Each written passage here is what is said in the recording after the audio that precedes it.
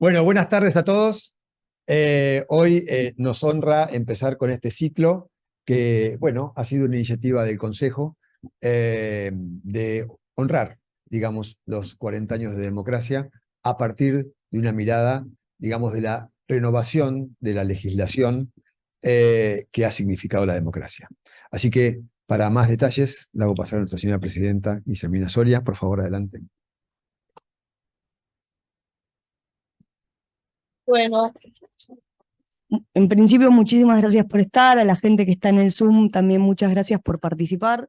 Les voy a contar por ahí un poquito de la cocina, de lo que fue esta idea de este ciclo de conferencias. En el mes de enero, Fulvio, Aníbal Ramírez y yo nos encontramos en el Consejo a charlar, a tomar un café un día cualquiera para pensar el año, y surgió esta idea de a partir de los 40 años de democracia, ver cómo los cambios legislativos primordiales nos habían afectado a nosotros como abogados, pero también como ciudadanos.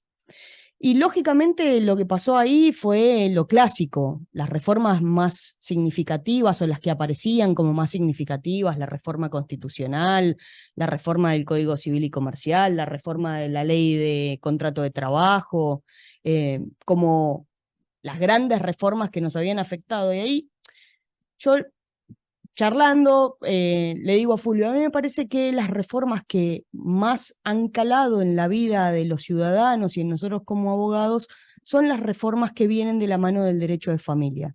Y Fulvio, en su gesto de siempre, dice, a ver, Soria, postule, cuénteme. Entonces, charlando, y ahí salió un derrotero natural. Y digo, yo me acuerdo, era chiquita, pero me acuerdo del debate que se dio alrededor de la ley de divorcio y la gente abrazándose porque se terminaba la familia con el divorcio. Y la ley de divorcio llegó y llegó finalmente a patear un statu quo y un montón de tradiciones y de creencias, y la ley de patria potestad, que hoy hablábamos, y posteriormente y muchos años después, los debates en todos los ámbitos y en todos los lugares, y esa madrugada interminable de la ley de matrimonio igualitario, ¿no? Que vino un poco a generar, yo creo que un derrame imparable de reconocimiento de derechos, ley de matrimonio igualitario después, pero después identidad de género, y después todo lo que tiene que ver con eh, la fertilización asistida y todos los derechos que hay detrás. Y siguió el camino y después la reforma del Código Civil y Comercial, y ahí otras formas de familia, la familia monoparental y la idea del concubinato ya con otros márgenes y otras delimitaciones, y todo fue evolucionando, creo yo, a ir buscando afuera de los márgenes o hacia los márgenes, ¿no? Ahí donde personas como Marisa, a quien agradezco principalmente que esté hoy dando inicio a esta cantidad de conferencias y de charlas que vamos a tener, va a buscar a los márgenes, porque estoy convencida que en todo lo que tiene que ver con los derechos en general, pero particularmente el derecho de familia, cuando uno busca en los márgenes, siempre encuentra, porque ahí siempre hay algo más que proteger, algo más que debatir y algo más de lo cual hacernos cargo, porque en nuestras vidas, en la vida cotidiana, pasan un montón de cosas, y esto de la idea del derecho de familia como un derecho preventivo, como un derecho que busque, que encuentre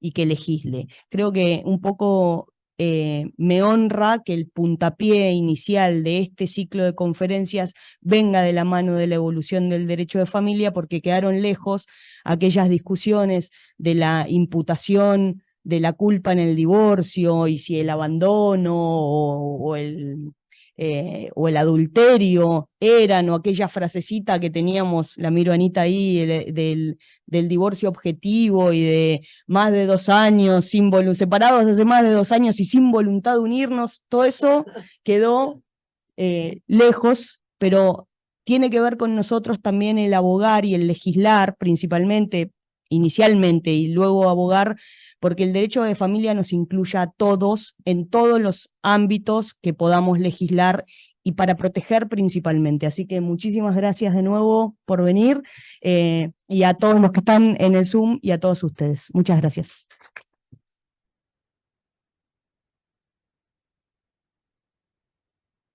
Bueno, muchas gracias. Bueno, me toca la parte más fácil, que es presentarla a Marisa. Ahora, todas la conocemos porque gracias a Dios es amiga de la casa y siempre ha venido cuando lo hemos pedido, pero probablemente todos conocemos de su vida académica, de su vida de difusión. Tal vez pocos sepan que se recibió con medalla de oro, que es doctora en Derecho, que es profesora titular en la Universidad Nacional de Avellaneda, que es profesora regular en la UBA. Eso sí lo conocemos más y que publica mucho, por suerte. Pero no es casual que Marisa esté en esta apertura, porque hay que reconocer que tiene algo más y que es muy caro para la colegiación, que es la capacidad de abogar y es la capacidad de pelear y de pedir. Por una cuestión de edad no pudo estar en todas las leyes que mencionó Guillermina. Ustedes eran jóvenes, yo ya estaba en la facultad cuando debatíamos el aborto. El aborto, perdón, cuando debatimos el divorcio. El aborto ya me había recibido. Pero nosotros en la profesión reivindicamos el discutir con fundamentos, pero también con convicción. Y entonces creo que ese es un valor que siempre reconocemos en Marisa y eso queremos por eso que reconocemos tu presencia aquí. Segundo, en materia de familia, lo dijo recién Guillermina, la familia desde el 83, del 84 hasta acá, se ha configurado y se ha conformado una familia o familias totalmente distintas. Ustedes hablan del derecho de familias, y está muy bien, derecho de las familias. Y esa apertura creo que es un cambio no solamente legal, sino es un cambio sociológico tremendo, tremendamente importante. Entonces, me parece que a la par de los otros temas que tenemos por ver, creo que han significado un cambio radical, digamos, en la sociedad, pero también en la profesión que nosotros hacemos o ejercemos. Cuando Marisa nos compartía los temas que podíamos tratar hoy, elegimos el que se refería al futuro. Primero porque nos interesa ver lo que viene y nos interesa que tu opinión respecto de lo que se debe venir. La perspectiva o la mirada, no queremos que esto sea solamente una mirada retórica o nos quedemos con lo que se hizo. Sabemos que nuestra democracia requiere y tiene que ir por más. Estamos todavía en un desarrollo más o menos satisfactorio, pero estamos una democracia en desarrollo. Nos interesa mirar la perspectiva. En todos los casos nos interesa mirar la perspectiva. Así que gracias, Marisa, por hoy regalarnos y compartir tu perspectiva. Muchas gracias por estar acá. Gracias. Gracias. Ya que está, agradezco, bueno, la verdad que agradezco muchísimo a Guillermina por la invitación y a Fulvio también por la confianza en nada más y nada menos hablar de 40 años de democracia y arrancar por lo que yo creo que ha sido el corazón, o por lo menos en el ámbito legislativo, de las democracias en plural. Y también, bueno, ay, perdón, pero me parece que no, va bien, va buenísimo. Si vos me decís, yo cumplo. Y también lo que tiene que ver, bueno, es este tema del híbrido todavía, ¿no? Pareciera como que a veces que nos cuesta, pero bueno, sí. Saludo un montón también allá en el Zoom. Mi idea era un poco compartir de dónde venimos hacia dónde vamos, porque la verdad que siempre está bueno poder a veces, esta vorágine que tenemos de vivir a mil, a veces es bueno parar la pelota y decir, bueno, che, todo lo que hemos construido y por qué lo hemos construido y por qué los debates que vienen tienen que ver también con una mirada histórica de justamente lo que viene. Por ejemplo, yo formé parte de quien escribió uno de los proyectos de ley de eutanasia. Uno de los temas que se viene tiene que ver también de dónde venimos en algún punto y el camino recorrido para poder entender por qué eutanasia hoy es también otro de los temas que están hoy en la agenda. O por qué licencia. Ayer, por ejemplo, hubo dictamen de mayoría y minoría en materia de licencias. Bueno, hay también una co-construcción que vamos haciendo, esta idea que diríamos las feministas de sororidad, una construcción sorora en el armado legislativo. Primero arrancó con 40 años de democracia, ¿no? Y leía un trabajo muy, muy bueno de una becaria CONICET, ahora que justamente otra vez el CONICET vuelve a estar puesto en tensión, digamos, muy buen trabajo sobre por qué las leyes en materia de las familias han tenido que ver con los avances, en especial de la ampliación de derechos de las mujeres. Digo, ¿no? Hay algo en la lucha de las mujeres que ha colocado también, y en algún punto, cuando uno dice, bueno, las mujeres, los pañuelos blancos, lo que ha tenido también con nuestra historia, bueno, un poco tiene que ver con la representación de por qué los 40 años de democracia y por qué ciertas leyes. No por casualidad la primera en democracia fue la de patria potestad, ¿no? Este concepto también del pater familia, del varón dueño de la casa, de la mujer y de los hijos. Y bueno, las mujeres no podíamos ejercer derechos con respecto a nuestros hijos. Digo, y miren qué loco, porque sí sabían que las mujeres teníamos que ser madres. Teníamos que ser madres, pero sin embargo no, jurídicamente no teníamos derechos frente a esos chicos. Digo, había como una contradicción, ¿no? Solamente tener hijos, pero después no tener derechos sobre esos chicos en lo que eso significaba. Por eso mismo me gusta esta pequeña historia, cuando dicen, estando la madre en la cárcel, su pequeña hija le hace un dibujo con unos pájaros, el tema de las libertades y lo que implicó también la democracia. Y se los lleva. Cuando entra a la prisión, el guardia toma el dibujo y al ver los pájaros le dice, los pájaros están prohibidos porque marcan la libertad. Rompe el dibujo, la niña desconsolada visita a su madre. La siguiente vez, lleva el dibujo de un árbol. El guardia lo mira y dice, bueno, los árboles no están prohibidos, puedes pasar. Le dice, cuando la niña le entrega el dibujo del árbol a su madre, esta dice, ¡qué hermoso árbol! ¿Y estos pequeños frutitos que están aquí? La hija responde, ¡shh! No hables fuerte, ¿no ves que son los ojos de los pájaros que están ocultos en el follaje del árbol? De Pérez Esquivel. Esto de cómo las libertades y el no haber tenido libertad ha hecho también esto del silencio y lo que implica también los silencios, porque cuando uno no regula, silencia. Y el silencio también ha tenido su costo justamente eso. Por eso la libertad de poder dialogar, la libertad de poder pensar, la libertad de poder debatir es tan importante. Y por eso en familia justamente ha sido central un montón de debates. De hecho, si uno se pone a pensar cuáles han sido los más encendidos, tiene que ver con aborto, tiene que ver también con divorcio, tiene que ver también con matrimonio igualitario. Hemos dado justamente, digamos, debates que han permitido en algún punto la libertad, pero también el poder debatir de manera profunda. Y en este trabajo que yo les cuento de esta becaria, ella hace esta idea de por qué a 40 años de democracia las leyes en materia de ampliación de derechos de las mujeres ha sido central. Dice, la reapertura democrática iniciada en el año 83 vino de la mano del debate en torno de los derechos humanos. Y dentro de ellos, los derechos de las mujeres despertaron durante el gobierno de Alfonsín especial consideración. Esto fue producto no solo del papel que jugaron las mujeres en el proceso de transición democrática, con las madres de Plaza de Mayo a la cabeza de los reclamos por los detenidos desaparecidos, sino también por el rol protagónico que las mujeres habían adquirido en la resistencia al gobierno de facto como efecto resultante de la privatización de las cuestiones públicas y la politización de lo privado. Esto no solo implicó la desaparición forzada de personas como sistemático método represivo, sino también el repliegue de las funciones sociales del Estado, acelerado endeudamiento externo, destrucción y precarización del empleo, pérdida de servicios públicos y brutal represión. Estos procesos hicieron de las mujeres las encargadas de canalizar tantas demandas sociales como políticas, en un clima de terror y supresión de la actividad institucional. Por lo cual, esto me parece importante recuperar para poder entender por qué estos debates han sido, no por casualidad en materia de familia, en lo que tiene que ver con justamente con los 40 años y los avances que se han dado en las familias, de familia en singular a familias en plural. Y esto implica este panorama. No solamente las familias como un núcleo de socialización primaria, con lo que eso significa también. De hecho, uno siempre dice que el germen del patriarcado está en la familia. Reproducimos estereotipos justamente en la familia, cómo educamos a nuestros hijos. Digamos, también ahí forma parte también de cómo se van replicando estereotipos de género.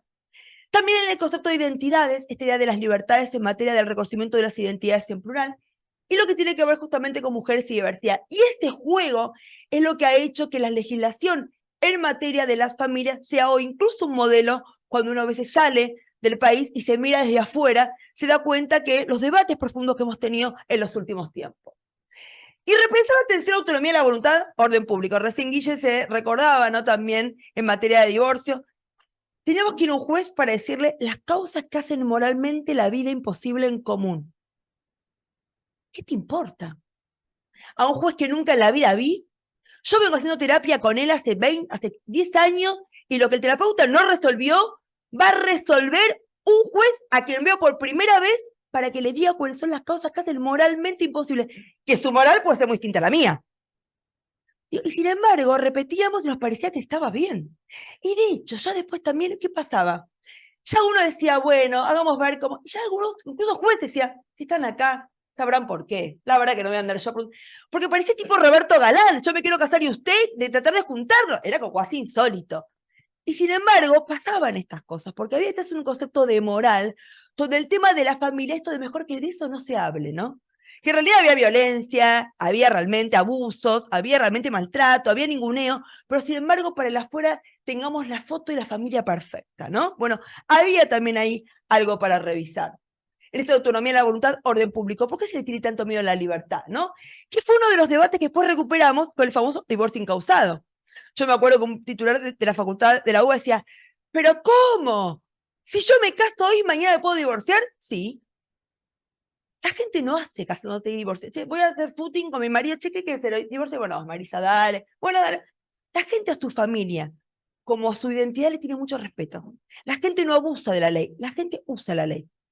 ¿Hay parejas que se dan cuenta en poco tiempo que no funcionan? Sí.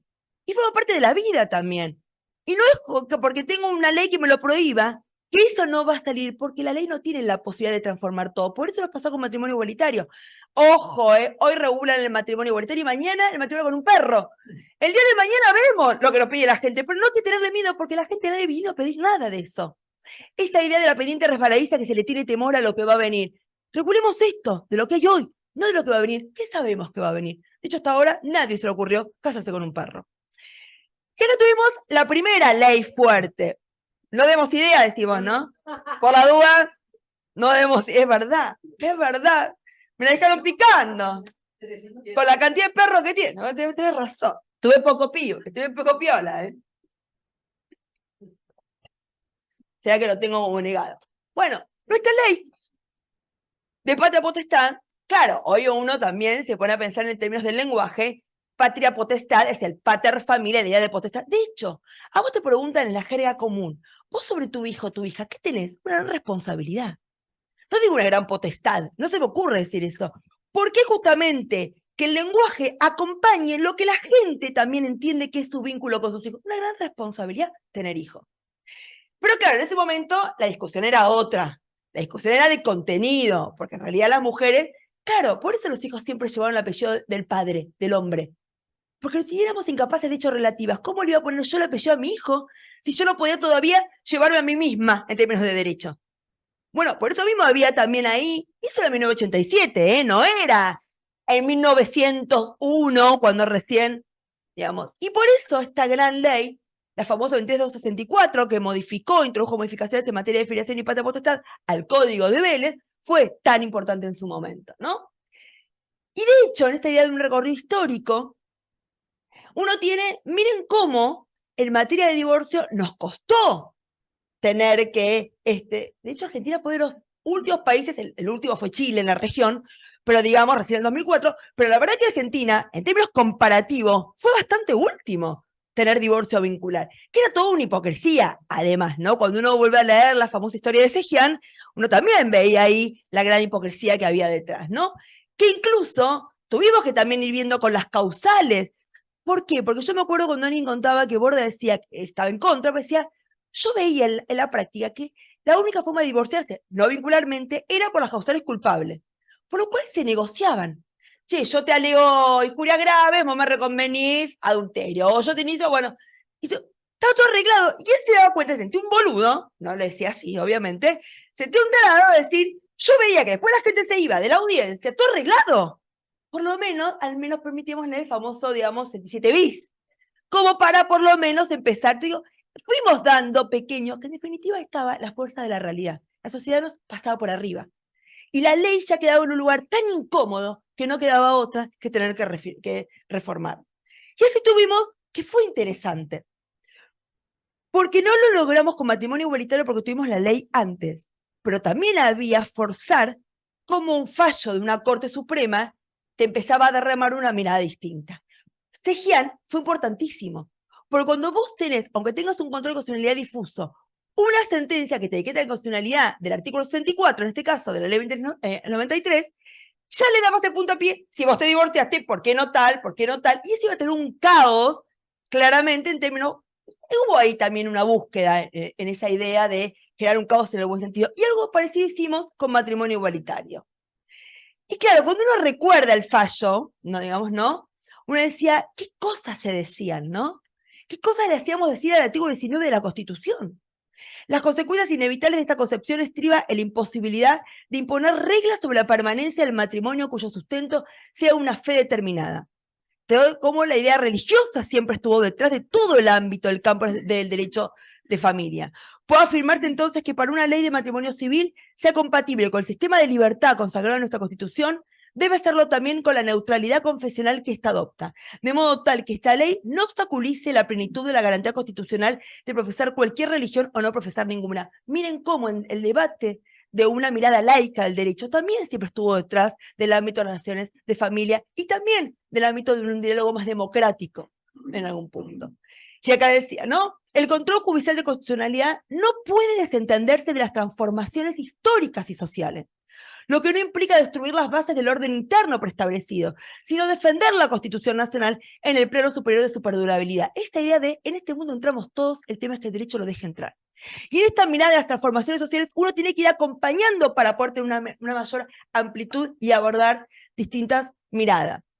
No es constitucionalmente objetable, artículo 64, al no otorgar el divorcio el efecto de disolver el vínculo matrimonial. No aparecen conculcados el derecho a la vida, como si fuera el único derecho, porque también esta idea del derecho constitucional clásico, de que había una pirámide de derechos, donde el derecho a la vida estaba primero, que nunca, hoy hablamos de principio de razonabilidad, que no hay un derecho en abstracto que sea primero que otro, uno siempre tiene que ir sopesando el famoso test de razonabilidad y proporcionalidad. Bueno, esta mirada clásica del derecho constitucional derramaba también al derecho civil, creyendo que el derecho a la vida era el primer derecho, y creyendo que digamos que la perdurabilidad del matrimonio hacía el derecho a la vida, además, ¿no? Digamos, qué mirada que hoy uno claramente diría que están convocados otros derechos, y en especial por eso el artículo 19 versus el artículo, lo que tiene que ver con el derecho a la vida. Y claro, los diarios, ¿no? La Corte reconoció el derecho a los divorciados a casarse nuevamente. Y una cosa, vemos el diario del 87 muy parecido al diario de hoy. Digo, obviamente no voy a entrar en términos de género, digamos, ¿no? Varones, digamos, ¿no? La pregunta es en términos democráticos, ¿qué legitimidad se tiene cuando una corte, que es la cabeza de unos tres poderes del Estado, no tiene en su propia conformación una mirada más amplia en términos justamente de lo que hay en la sociedad? Digo, que también ahí hay algo interesante para replantearse. Y todo el debate también que hubo. ¿Y vos qué opinás del divorcio? Y esta idea de que pobres los chicos, terrible el costo que va a ser para ellos tener dos casas, ¿no? Cuando el costo realmente para ellos es tener padres que no se quieren. Incluso ser caldo de cultivo por una violencia de género, el obligarte a seguir casados en contra de lo que las propias personas quisieran. Como hoy también la mirada interdisciplinaria ha sido central para repensar las relaciones de familia. Muy bien, pacífica concentración de la iglesia en Plaza de Mayo, porque detrás de esto había claramente una puja en lo que tiene que ver con una mirada laica o una mirada religiosa. Y el debate era grosso, ¿no? Digamos, como este peronismo tradicional, conservador ha sido siempre, y no por casualidad también de Catamarca, dice, el vínculo matrimonial no puede ser sino perpetuo. Hablar de un vínculo disoluble o revocable es sencillamente imposible. Llevo casi 42 años de matrimonio y no me arrepiento. Si tuviera que casarme de nuevo, buscaría a la misma mujer. Esta cosa de querer que porque uno viva eso, tiene que ser... Esa es la mirada democrática, de sentir que uno no es la vara o el modelo del resto. Al contrario, justamente es compartir el espacio con aquellos que no tienen ni una mujer de 42 años, y a lo mejor alguno dirá, che, ¿será bueno? ¿Habla bien de uno tanta cantidad de años? Porque, qué sé yo, no sé, que cada uno puede realmente hacer lo que quiera. Pero eso creían que era un argumento de peso. ¿No? Y acá decía, el divorcio penderá como una espada de Damocles sobre los matrimonios felices. Como que si yo sé que me puedo divorciar, mi matrimonio peligra. A lo mejor tenés miedo. Si tenés miedo que te vaya, preguntarte a lo mejor qué está pasando, ¿no? Al contrario, los matrimonios felices son aquellos que justamente podés abrir la puerta, se puede venir y se sigue quedando. Digo, la forma de razonar también, ¿no? Cuando uno vuelve a releerlo en términos históricos. Y llegó el divorcio y me parece que acá fue también un elemento, estaba destruido. Entró en el siglo, y dice, Argentina entró en el siglo XX, porque también Argentina era de los pocos países que quedaba sin tener divorcio. Muy bien, y acá, como siempre nos pasa lo mismo, diputados suele ser siempre más progresista y Senado siempre suele ser más conservador, digamos, también ahí hay algo que siempre nos suele pasar y nos pasa en general con cómo se conforman también aquellas provincias que suelen ser más tradicionales. Muy bien, Y algunos datos de la realidad que tuvimos en cuenta cuando redactamos el Código Civil y Comercial. Ustedes saben que nosotros redactamos el Código en el año 2011, cuando recién ahí se crea la Comisión de Reforma del Código Civil y Comercial. En realidad, del anteproyecto, que es el antecedente directo del Código actual. Y a mí me gusta, como investigadora del CONICET, siempre me gustaron los números. Digo, tengo algo con los numeritos que me gustan, ¿no? Y cuando uno analizaba los casos que la gente iba a divorcio, o sea, no se utilizaba esto de, ¿mantenemos o no la separación personal? Cuando nos preguntábamos, ¿quién lo utiliza? Y lo que se utilizaban eran aquellos que no llegaban a cumplir ni los 2 años, lo que al toque se separaban. No eran personas que por cuestiones religiosas y por cuestiones... Ya ni por eso se utilizaba. Y encima el número era abismal. Y cuando uno analizaba también las causales, cuando la de separación de hecho empezó a hacerse mucho más flexible, ya subió un montón y la de prestación conjunta, como eran 2 audiencias, no te convenía porque los tiempos eran más largos. Ya encima la gente se quería divorciar ya cuando iba a la justicia. Entonces miren cómo había un mapa que me estaba dando de por qué el divorcio incausado debía ser justamente la consecuencia de esta revisión crítica. Claro, el año que viene cumplimos 30 años de la reforma constitucional. Me parece también un hito clave para repensar. A mí me encantan, pero me gusta. Por ejemplo, a mí me gustó muchísimo el año pasado cuando tuve que trabajar para Chile, para la reforma constitucional chilena en materia de infancia, que es lo que debería tener un texto legislativo constitucional, que es muy distinto a una ley, de un pacto social nuevo en materia de familias y niñez. Me parecía interesante porque yo estoy a favor de una reforma constitucional, ¿eh? Digo, a mí como debate me parece el debate más rico que puede tener un jurista es una reforma constitucional lejos, ¿no? Pero me encanta el desafío. Ahora, nuestra constitución va a cumplir 30 años, nos pasó un tsunami. Lo tecnológico, olvídense, no existe. Un montón de identidades no están. Un montón de conflictividad. Y es más, incluso tiene una mirada muy monárquica, como es, por ejemplo, el tema de los 75 años para hacer, yo creo que hoy las cortes, y eso pasa en el mundo, después cuando también estudié muchísimo de reformas judiciales, de diseño de política judicial, a nivel comparado, si uno es más propio de una monarquía que una democracia, tener personas que estén en las cortes a perpetuidad o casi perpetuidad. Le hace mal a las instituciones. De hecho, si vos supieras que hoy puedes estar en el colegio como presidente hasta los 75 años, no le hace bien a la institución. Le hace bien la renovación. Pero total, pero en todos los ámbitos nos pasa eso, porque además cuando vos sos alguien que sos cabeza y dirigís una institución, termina siendo democrático que siempre sigan siendo las mismas personas. Se le hace bien a la democracia justamente la alternancia y la oxigenación. Yo siempre digo, ministros de corte que tienen chofer, que tienen un ascensor propio, que viajan en primera, que siempre todo el mundo los adula, pierden pie de lo que le pasa a la gente de carne y hueso. Pierden pie de la realidad. Porque vos tenés que venir con un proyecto de acá a 10 años. Póngale 6 renovables, 6, después vemos cómo pasa en otros países. Pero vos no podés tener la perpetuidad o casi perpetuidad. Porque le hace mal a la propia institución tener esta mirada justamente que es más propia de las monarquías que de las democracias. Pero bueno, hay un montón de temas para empezar a debatir y que me parece interesantísimo qué diseño de política judicial uno propondría en clave democrática. Pero acá la Constitución nuestra fue buena. ¿Por qué fue buena? Y pudimos dar todo un montón de debates muy amplios. Porque no definimos nunca qué se entiende por familia. Nosotros no tuvimos el problema que tuvo con el 226, el artículo 226 de la Constitución brasileña que decía hombre y mujer para. Pero después por el matrimonio igualitario tuvo unos problemas enormes de reinterpretación. Nosotros no tuvimos ese problema, no tuvimos un piso como alguien que nos ponía en la pata en la Constitución, porque la ley de protección integral de la familia, ¿cuál? El dinamismo, según eso nos permitió poder no tener una traba de índole constitucional. Y a la par, ser el argumento constitucional para poder regular otras formas de familia, la familia ensamblada, la familia monoparental, etc., ¿no? Estos 2 artículos han sido realmente centrales. ¿Qué han sido los artículos que abrieron, flexibilizaron y oxigenaron o oxigenan hoy la Constitución a 30 años? La CEDAW, la CDN y la Convención Americana de Derechos Humanos como 3 pilares en la reversión. Es más, yo hoy no puedo ser buena civilista si no tengo una mirada constitucionalizada del derecho. Porque los artículos unidos del Código Civil y Comercial que la Americana de Derechos Humanos es la que me interpela constantemente. Hoy sale el fallo de la Corte Interamericana en el caso María Mariano, un caso de adopción muy compleja contra el Estado argentino por un tema de una mala intervención judicial de jueces de Santa Fe. yo fui perito en ese caso, y claramente, automáticamente pasa a incorporarse a este bloque de la constitucionalidad. Esta mirada mucho más robusta y mucho más compleja también que tiene. En este diálogo constante entre el derecho constitucional, los derechos humanos y las relaciones de familia.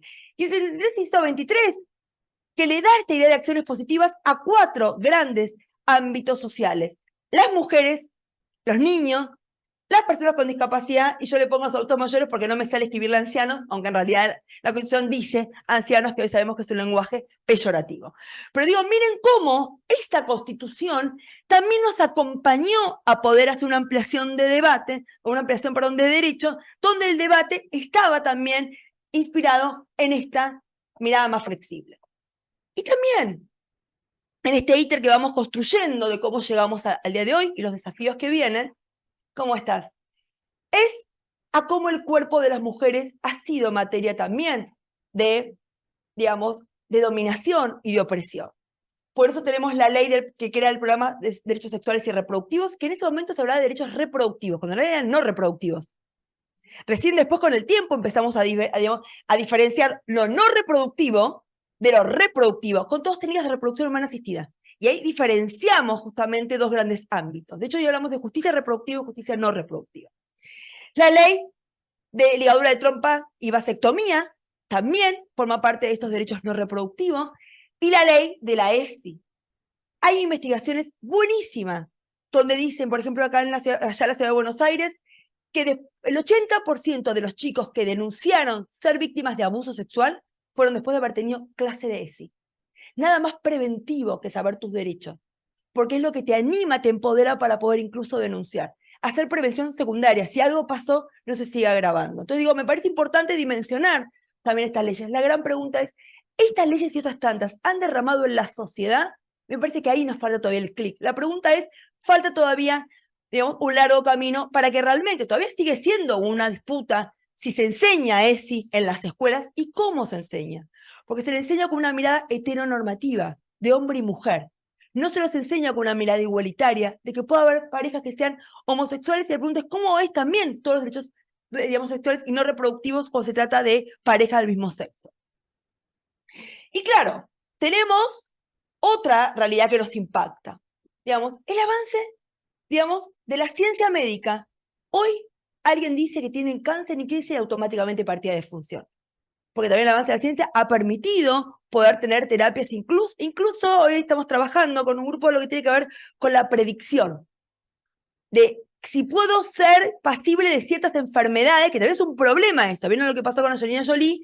Que creía que podía tener cáncer de mama y se extirpó. Bueno, ¿cuál es el porcentaje de predicción real que se tiene de eso? Bueno, esa medicina también es algo en construcción, digamos, se ayuda o a veces también paranoiquea más, ¿no? Digamos, también en algún punto de eso.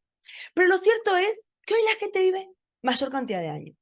Por lo cual es posible que la persona que yo conozca a los 20, me case a los 30 o no me case, me junte a los 30, sea no la persona que siga estando a los 50 y me quedan 30 años más. Por eso la familia ensamblada, los tuyos, los míos y los nuestros, es también una dinámica familiar. Y la pregunta es, bueno, ¿cómo regulábamos todo esto que la realidad nos iba poniendo de manera mucho más elocuente? De hecho, miren, cuando se hizo el primer censo, allá, fines del siglo XIX, miren, las mujeres teníamos un porcentaje de 7 hijos. Hoy yo estoy llena de amigas que tienen 1. Y me dice, y acá colgué. Y me decían convencida. Incluso tengo amigas que dicen, yo no quiero ser madre. No me sale, no me nace, no. Y no tengo miedo ni. Antes era un estigma. Seguramente le pasa algo, mira la edad que tiene y todavía no tiene hijos, que no te dijo si no tener pareja y no tener hijos, ¿no? Era como 2 estigmas, como si no éramos mujeres y no tuviéramos completas de familia, ¿no? Y sin embargo, hoy, de hecho, el censo final va a dar, digamos, cuando se vean los números bien, va a dar incluso un poquito menos de un promedio de 2 hijos por. Y miren cómo cuando Vélez hizo el código, al poco tiempo se hizo el censo también, en los 80, las personas vivíamos como mucho 32 años. Por lo cual era obvio, si me casé a los 18, a los 20, ya está. Y además, mi abuela, ¿te imaginás? No te dan los números. No te dan los números. Y además no solamente eso. Digamos, mi abuela nunca se preguntó si era feliz. Él estaba con el tipo, aunque la ninguneara, aunque la maltratara, aunque ella se enteró que tenía una hija extramatrimonial cuando murió, cuando vio que en el entierro había otra persona que no sabía quién era. Digo, esa hipocresía, hoy nos preguntamos por suerte si la persona que tenemos al lado. Es mucho más complejo mantener las relaciones, ahora es un pacto de libertad, donde uno realmente sigue estando con otra persona porque realmente decide y elige estar con esa otra persona.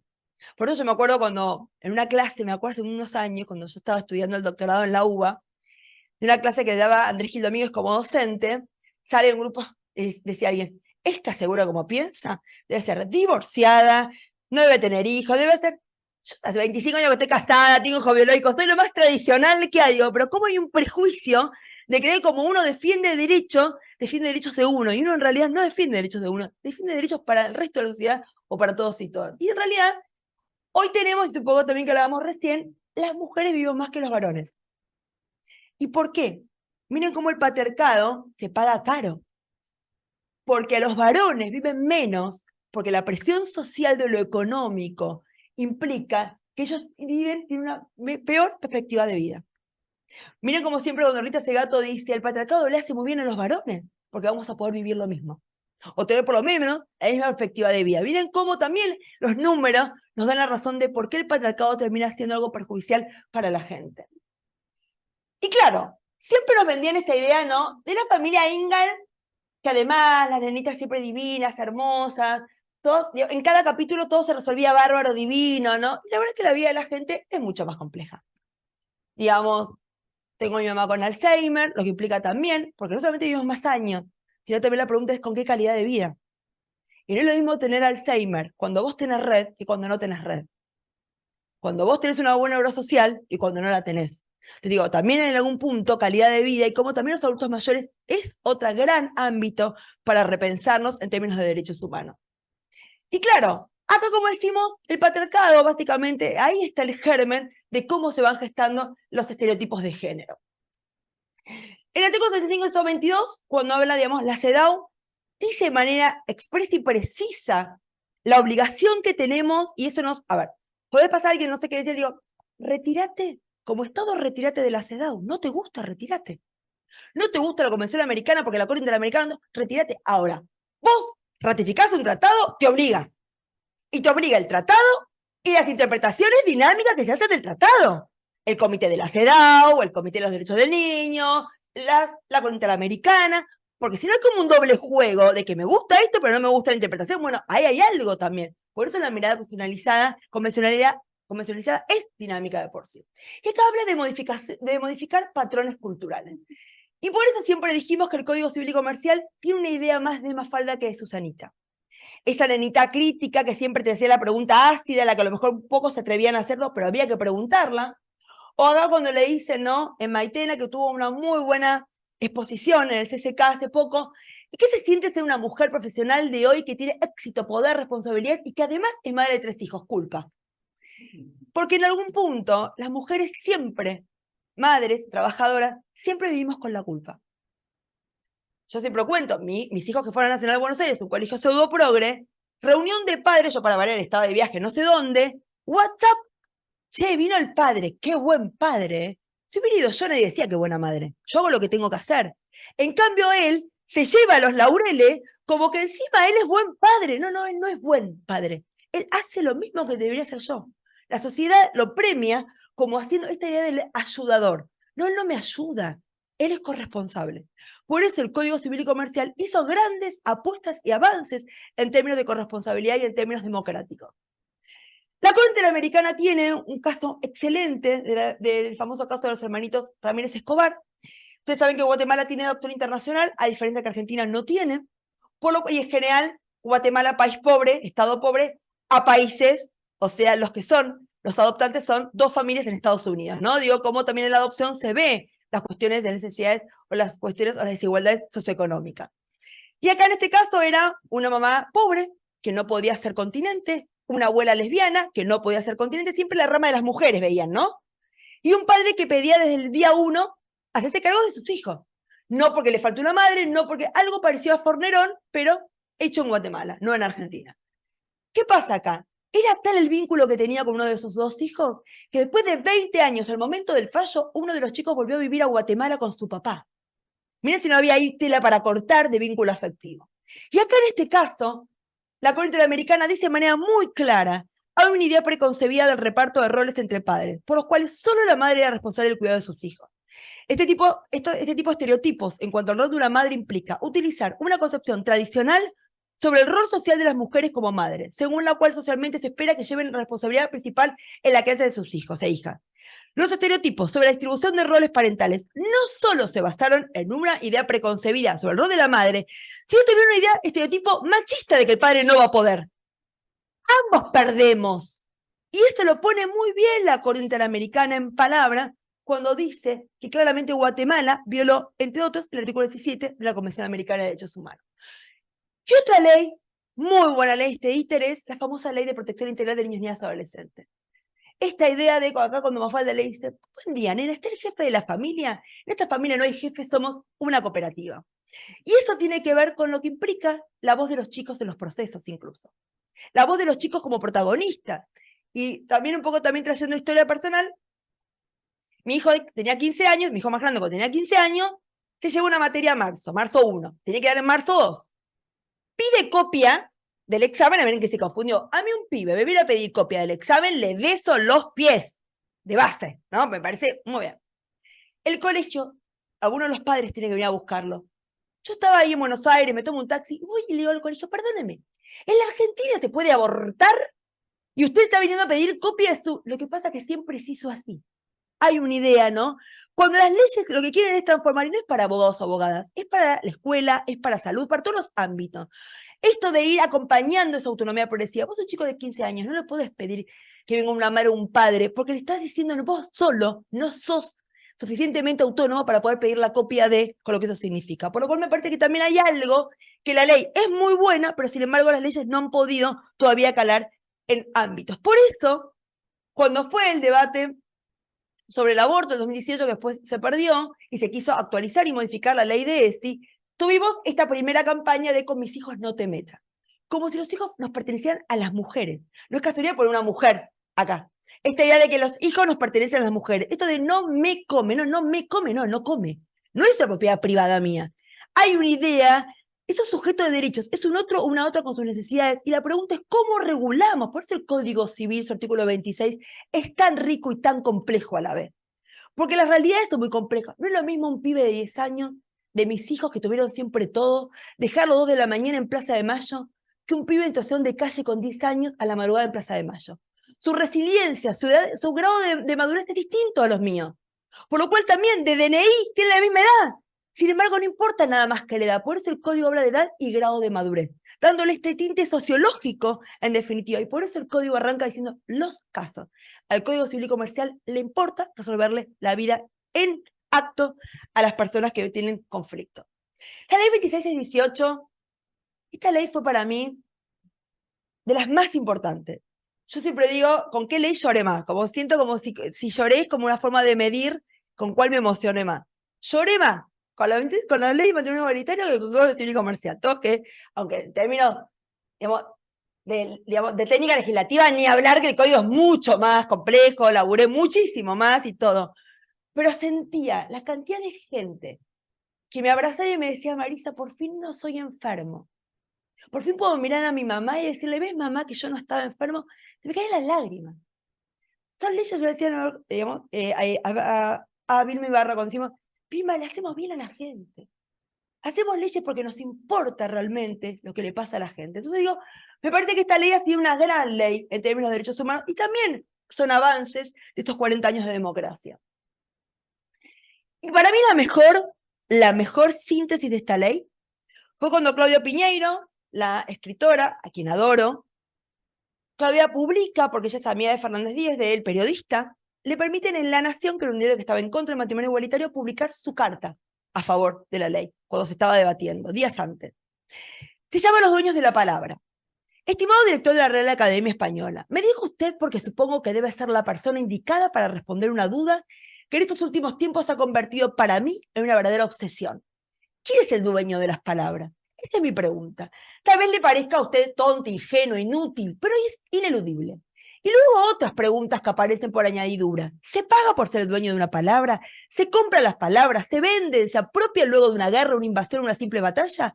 ¿Existe título de propiedad de las palabras como existe una escritura para un bien inmueble? Estimo que usted no es ese dueño que busco, porque de lo que se ocupa el organismo que usted dirige es de tomar las palabras que todos usamos, definirlas, decir qué significan, qué nombran y tomar los cambios que los usos y costumbres van imprimiendo en ella.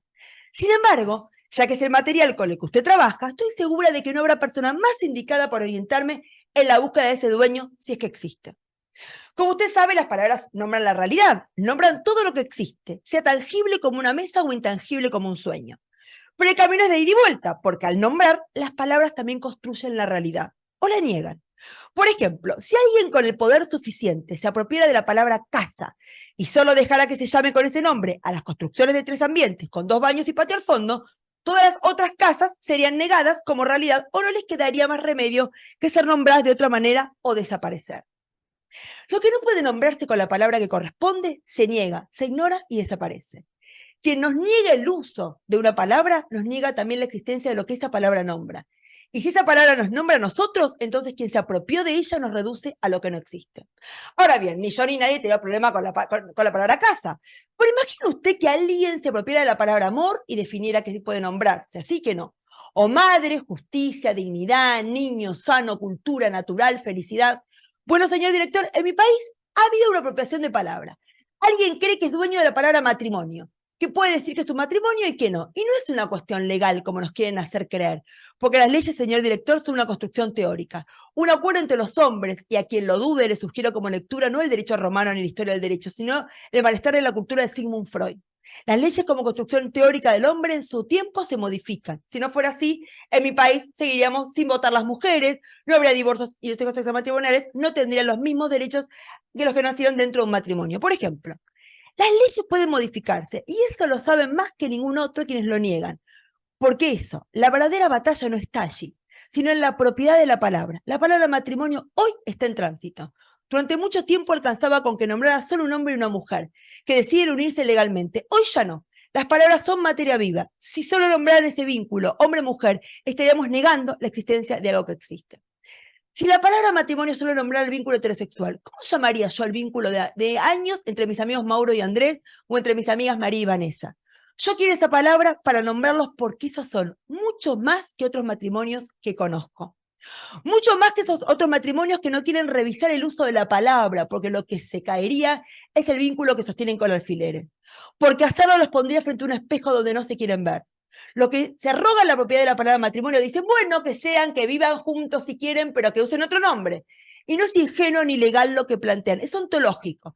Saben que negar la palabra, negarle ser nombrados, es negar la existencia misma. Un método que viene de los campos de concentración y de los centros clandestinos de detención, donde se llamaban a las personas privadas de su libertad por un número, donde no había que nombrarlos porque el objetivo era que desaparecieran. Estimado señor, no quiero robarle más de su precioso tiempo, pero sé que a usted, como a mí, nos importa la palabra, su uso y las batallas que se libran en su nombre. Espero con ansiedad su respuesta. Quiero discutir con quien diga ser dueño de esta palabra, librar batalla. Por los amigos a los que hoy no me dejan nombrar, pero también por mí, por mis hijos y sus amigos, por la memoria de mis padres y por todos los otros innombrables que aún hoy niegan nuestra sociedad, esa que construimos entre todos. Me parece la mejor síntesis de por qué la ley de matrimonio igualitario y el concepto de matrimonio que defendimos. Detrás de eso había una gran lucha por el sentido y el contenido de esa palabra. Y muy bien, nuestra ley de identidad de género. Primera ley en el mundo que se centra en la idea de identidad autopercibida. Ah, no, titular de la Facultad de Derecho. Ojo con la cantidad de varones que se van a pasar a ser mujer para jubilarse antes. Y la gente no abusó de la ley. Es mentira. Y de hecho, si alguien lo hace, tengo el abuso del derecho, artículo 10 del Código Civil Comercial. Pero no voy a creer que todo el mundo, digo, no hay que tenerle miedo porque la gente no abusó. Y le hemos dado derechos a un montón de personas cuya perspectiva de vida no pasan los 40 años. Y porque de haber tenido ley de identidad de género y haberlos visibilizado, nos permitió después tener la ley de cupo laboral travesti trans, dignificarlo con la ley laboral. Te digo, miren cómo hay también acá una sinergia de que voy abriendo una ley y se van generando otras al visibilizarlos y darle un espacio. Esta ley, además, ha sido la primera en el mundo copiada por Dinamarca en el 2014 y el propio Parlamento Europeo propone seguir los elementos de la ley argentina del 2015. Realmente ha sido una ley modelo en el derecho comparado. Pero claro, esta ley implicó, y recién hablábamos de Yo Nena, Yo Princesa, el caso de Lulú. El caso de Luana, una nena de 6 años, donde la pregunta era, pero mirá, ¿y el temor a qué? Si es nada más un tema de registro, no es un tema acá de hormonal, no es un tema acá de operación, no es un tema, es de lo que ella se autopercibe. Y si realmente la ves muy mal, ¿por qué no intentamos justamente ver que ella pueda sentirse liberada y sentirse lo que ella realmente siempre sintió que era ser considerada una nena? De hecho, la vez pasada cumplió 15 años, festejó y estuvo en la foto. Esta ley de identidad de género además es no binaria, a tal punto que se han permitido hacer cambios registrales en las partidas que después trajo consigo que pasaba con el DNI, por lo cual también acá hicimos este decreto de los DNI. Y el Código Civil y Comercial forma parte de toda esta batalla cultural y de transformación de ampliación de derechos. Primero, con los artículos 1 y 2, que es la mirada de derechos humanos en el Código Civil, y a raíz de ello, el apellido de los hijos, la coparentalidad, el valor económico de las tareas de cuidado, la compensación económica, y haber visibilizado las técnicas de reproducción humana asistida. Regulamos como tercera causa fuente final las técnicas de reproducción. ¿Por qué? Porque cuando yo te regulo igual, lo que de base es diferente, le hago perder su identidad. Y el derecho a la identidad tiene en la Argentina un peso enorme por nuestra historia desaparecido. El derecho a la identidad tiene un peso fuerte. De hecho, uno va sacando muchos temas. El derecho al nombre tiene que ver con la identidad, el derecho a saber quiénes son, el derecho, el derecho a conocer los orígenes tiene que ver con el derecho a la identidad. Hemos realmente hecho una profundidad. ¿Y por qué? Por nuestra historia y de las técnicas de reproducción. Yo tengo que regular distinto lo que de base es diferente. De hecho, hoy tenemos otras conflictivas justamente a raíz de estas técnicas de reproducción. Hoy tenemos el debate entre la gestación por sustitución. Mal llamado alquiler de vientre. ¿Qué pasa con la gestación? ¿Es una forma de explotación del cuerpo de las mujeres? ¿Todos los casos son explotación o tenemos casos de hermana, de cuñada, de prima? No es todo blanco y negro. Tenemos casos y casos. La pregunta es cómo acompañamos esto. Porque encima la prohibición termina siéndole caldo gordo también al negocio que implica la prohibición. Se hace igual, pero peor todavía. Sin un marco de legalidad, con lo que implica construir tus vínculos familiares en el marco de la legalidad, de la ilegalidad. Y el Código también siempre ha tenido la resistencia, el propio Código Civil. El Código Civil, donde más ha generado tensión, ha sido en familia. Acuérdense el debate que tuvo. Dime quién me critica y te diré si vamos bien. Que familia haya tenido la mejor revolución ha sido justamente porque ahí fue el corazón de la mirada democrática de las relaciones humanas en lo más sensible que tiene que ver con los vínculos familiares. Y nos decían cosas como entendemos que el hijo necesita de un modelo masculino, función paterna y un nuevo femenino, función materna. Entonces aquellos chicos que pierden el padre como un accidente o se fallecen, ya estamos. Digo, el impacto incluso de lo que implica decirle eso a los chicos, ¿no? También lo que ha tenido que ver con, humildemente consideramos que hubiera sido más simple dejar el matrimonio para los pocos osados que se atrevieron a ingresar a esa institución, de lo que hace el deber de fidelidad. ¿Qué quiere decir? ¿Que si no hay un deber de fidelidad en el Código Civil vos no vas a ser fiel? O en realidad las relaciones de pareja son mucho más complejas que eso. Y además, uno decía, es infiel, pero perdóname, yo vivo todo el tiempo afuera. Por lo cual, ¿hay un culpable y un inocente? O los vínculos de relaciones de pareja son mucho más complejos que un culpable y un inocente. Digo, bueno, y además, ¿la justicia puede ayudar a revertir eso? De ninguna manera. No es el ámbito para, al contrario. Yo trabajaba en el Poder Judicial y me acuerdo que había un caso de un tipo que era sadomasoquista. Y había sido con investigador privado, esas cámaras grosas. En el día de la audiencia que venían ellos, era el hazmerreír del juzgado. Si bien estar en sobre cerrado, no están cerrado, pero que estaban en el juzgado, conocíamos. Uno se imaginaba un tipo que era, cuando entró en mi vida sin las tachas ni nada, era un piscuí. O sea, ¿qué necesidad de meter a la gente en ese lugar? Que encima era con testigos que eran amigos de los dos y ahora son amigos míos. Y después, ¿cómo pretendemos que después con los pibes eso no se traduzca en broncas también?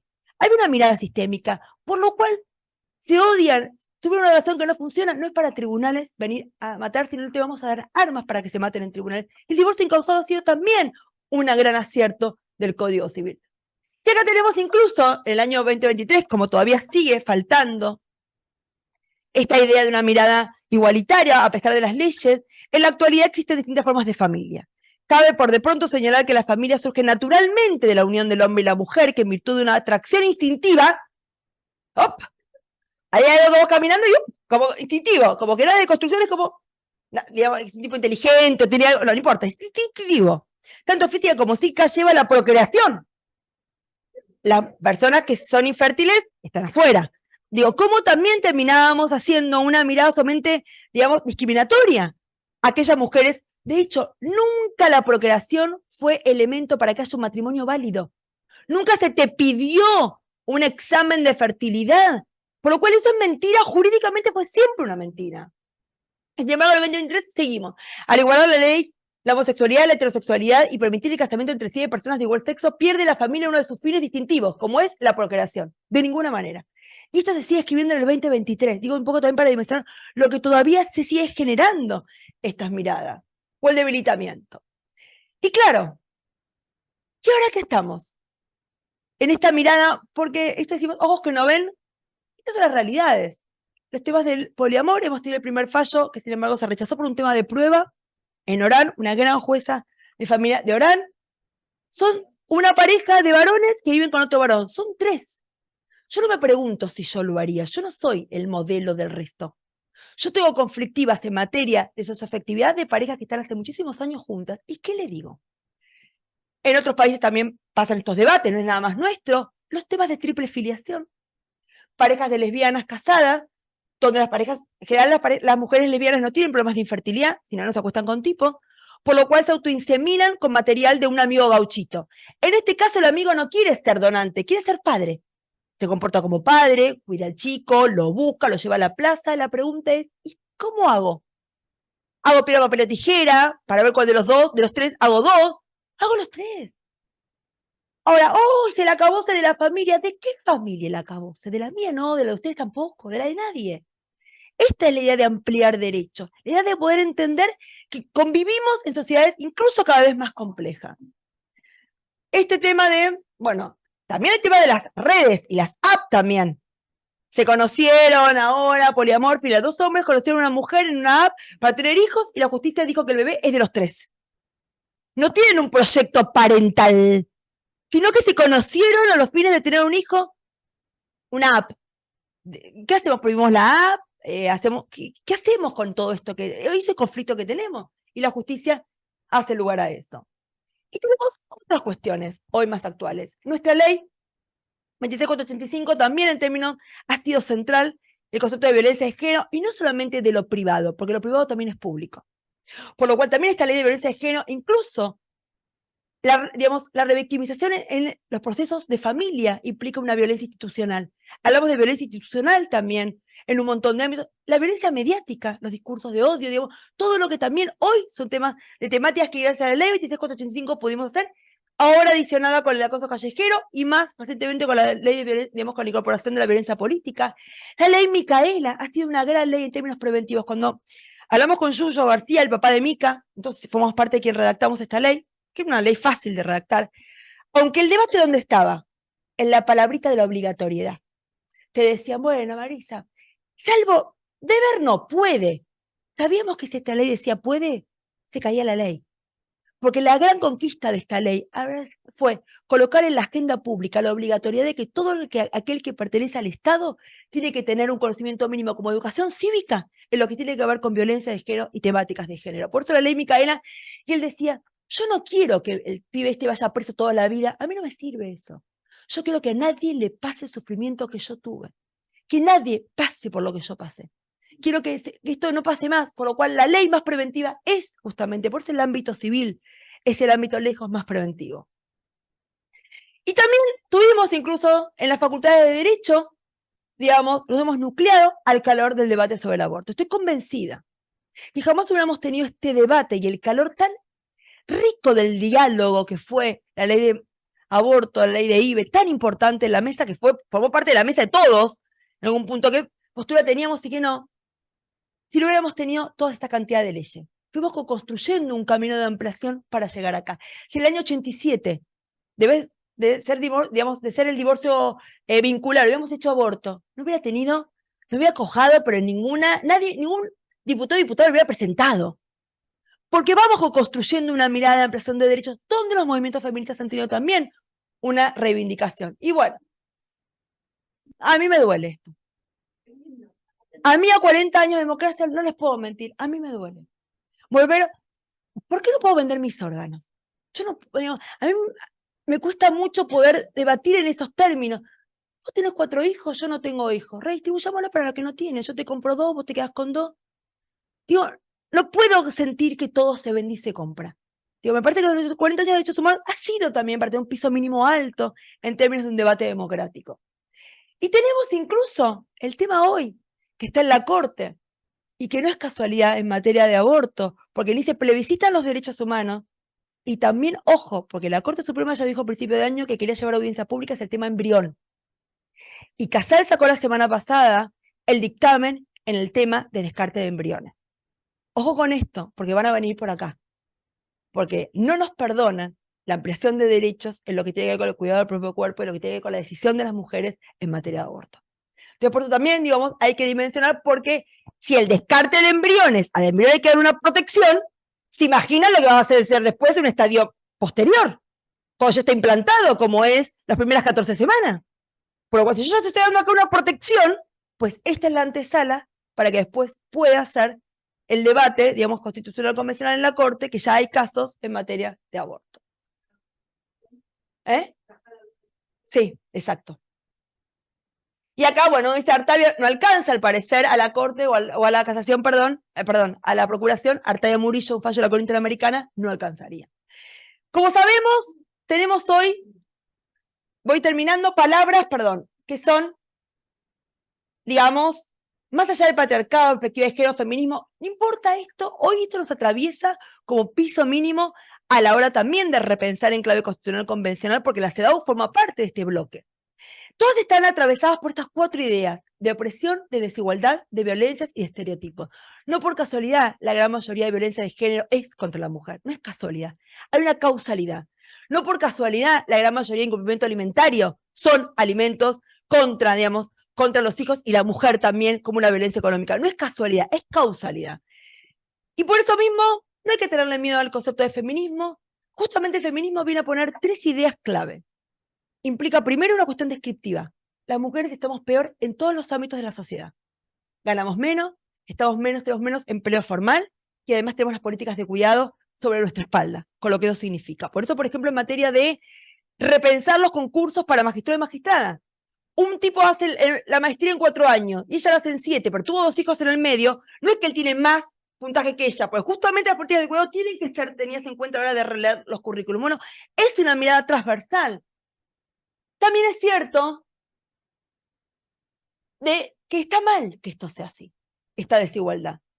Es objetivamente que está mal, en términos también prescriptivos valorativos, que las mujeres ganemos menos, que estemos en cada lugar peor. De hecho, veamos en la política lo que soy. Son todos varones. Y siempre las mujeres son menos.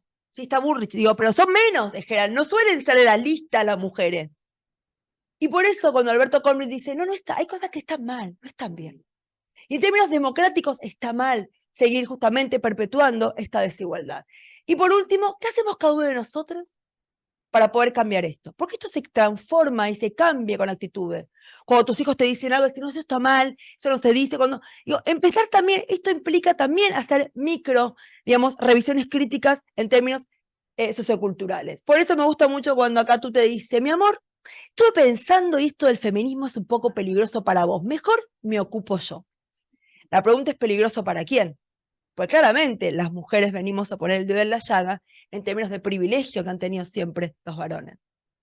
Y por eso me encanta, y voy cerrando, Rita Segato tiene una muy buena conferencia que dio durante la pandemia, que yo no sabía que el Malva tenía una publicación, que edita publicaciones, que ella se pregunta, ¿no? Porque siempre dice este machismo versus mujeres versus varones, y no es así. Esa es la mirada boba de la idea de desigualdad. Y acá dice, ¿para quién luchamos? ¿Para qué luchamos las mujeres que estamos empeñadas en este camino que reorienta la historia hacia una era más benigna, hacia un mundo capaz de prodigar mayor bienestar para más gente? ¿Para quiénes son nuestras victorias? ¿Son solo victorias de las mujeres para las mujeres? Mi propuesta es que el triunfo de las mujeres, que supone lograr la transformación del mundo y la deconstrucción del orden patriarcal, sea una victoria cuyos frutos beneficiarán a toda la sociedad. Y dice, ¿cuál es el lugar de los varones en las luchas feministas? Adquirir conciencia de género y prepararse para desobedecer, en el sentido de desacatar el mandato de masculinidad y provocar su desmoronamiento. Nuestro papel es demostrarle lo que se pierde al obedecer el mandato de masculinidad, que no es más que un mandato de crueldad. Tengamos esa igualdad de la cantidad de años que tengamos la misma perspectiva también de vida. Ese también tiene que ver con la igualdad real. Y por eso no se trata de que los hombres nos ayuden en nuestro proyecto, sino que por el contrario, somos nosotras las que los ayudamos a ellos a entender que rebelarse ante el mandato de masculinidad que emana de la corporación masculina es indispensable para vivir mejor. Pero claro, este año tuvimos, a pesar de los avances, todo, Academia Nacional de Derecho de Córdoba. 8 de marzo. WhatsApp, por suerte yo no estoy ahí. La celebración nos hace recordar que nuestro primer hogar fue el vientre cálido de una mujer, como si hubiera sido todo divino y hermoso la maternidad. No siempre a todas nos fue divino y hermoso. Nuestro primer alimento fue dado por una mujer que nos enseñó a caminar y cuidó hasta que llegó otra mujer a nuestras vidas para compartirla y crear nuevas vidas. ¿Cómo no celebrar todos los días a la mujer? No entendió nada. 2023. Y esto es la Academia Nacional de Derecho, digo también, como todavía nos falta en el ámbito jurídico romper esta mirada tan patriarcal.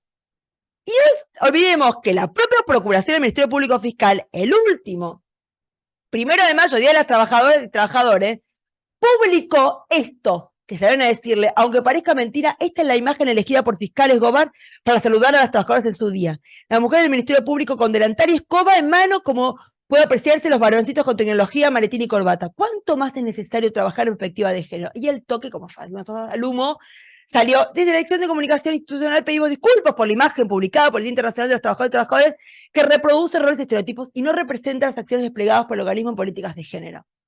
Miren cómo todavía cuesta, porque vos ya ves esto y automáticamente como diseñador decís, esto no ha lugar. Todavía nos falta tener agudizada esta mirada de la igualdad. Yo puse, por el tema de las redes, ahora están terribles, como se exacerbó todo el discurso de odio. Esta cuenta no acepta ningún comentario que incite o genere violencia y profundice el discurso de odio. Quien haga un comentario en este sentido sabrá que será bloqueado, siempre construyendo para que haya más y mejor democracia. 40 años de democracia. Y un abogado, yo mañana voy a Tucumán, bloqueame antes de que ejerza mi derecho constitucional de expresarme libremente. Iba a ir a escucharte en Tucumán, pero prefiero seguir siendo un letrado que tenga la posibilidad de expresarme, escribir o decidir libremente. Saludos y gracias por ahorrarme tiempo. O sea que le está reconociendo un abogado que la única forma de comunicarse es con violencia, con discurso de odio. Imposible construir así. Por eso el discurso de odio también hay que hacerse cargo de la libertad de prensa. Como todo derecho no es un derecho absoluto. Tiene un límite que es el discurso de odio. Y la propia Convención Interamericana habla de principios interamericanos sobre libertad académica y autonomía universitaria. Y la libertad académica también tiene un límite, que es el discurso de odio. Por lo cual, ¿qué desafíos tenemos con todo esto que hemos transitado y con tensiones que tenemos todavía en términos también constitucionales convencionales? El proyecto de ley sobre eutanasias también, estos avances en esta mirada, justamente en materia de libertad, vivir, pero también morir con dignidad. El proyecto de licencias, esto de cuidar en igualdad, que está ahora con el dictamen de mayoría y minoría, en lo que tiene que ver. Los varones tienen, yo me acuerdo la bronca que me dio cuando José el día siguiente se fue. Me dejás a mí con todo este pibe recién y vos te vas, suerte, chau, chau, y es un padrazo, es lo más de la vida, pero él tenía nada más que 2 días, y yo tenía, digo, es más, yo tuve que volver a laburar antes, pero no importa, porque yo siempre laburé mucho, pero digo, no importa, como me llamaban todo el tiempo, dije, laburo antes, pero tengo medio día, digamos, medio durante más meses, trancé así, ¿no? Pero digamos, ¿por qué? Porque así la construcción de la coparentalidad es al inicio, para que ellos también vean lo que implica cuidar un pibe todos los días. Porque ahí también formás una muy buena relación. Yo me acuerdo hace muchos años con Ceci Grossman, hicimos unas primeras investigaciones de campo del CONICET y la UBA en alianza, que era vínculo varones e hijos post-divorcio. Los padres se llevaban mejor con sus hijos después del divorcio, porque ahí empezaban a ver, como están divorciados, lo que su hijo necesita, qué come, qué le gusta, qué. ¿Por qué tenemos que esperar el divorcio para que realmente los pibes se lleven bien? Realmente le hacíamos mal esa idea de la preferencia materna en la tenencia de los hijos menores de 5 años. Y la extensión de la ley Olimpia, lo que tiene que ver también con la violencia digital, con todo lo que tiene que ver también con lo digital como otra forma, también los medios como algo positivo y los medios también como algo negativo y de replicar violencia. En definitiva, y una reforma judicial feminista, que es otro de los temas también que estamos instalando hace tiempo, y no por casualidad en el último 3J, también fue uno de los grandes pedidos de una reforma judicial feminista, de que realmente se debatan en términos feministas, en términos de igualdad, un poder judicial que sigue siendo absolutamente patriarcal. En definitiva, por estos 40 años de democracia, ¿no? Ayer alguien me decía en La Rioja, mirá cuáles son las paradojas de la vida, ¿no? Las abuelas, que ya están muy viejitas, pueden llegar a morirse en un gobierno negacionista, me dice. Qué duro para ellas, ¿no? Entonces, en esta idea de, para los que no tenemos creencias, la democracia es nuestra religión. Me gusta esta frase de Alan Paul, porque de Paul Auster, que cita también a Alan Paul, por eso, es esta idea de hasta qué punto, en definitiva, la democracia es lo más importante, porque es donde hemos construido la libertad de poder aceptarnos las diferencias y los que somos cada uno. Muchas gracias.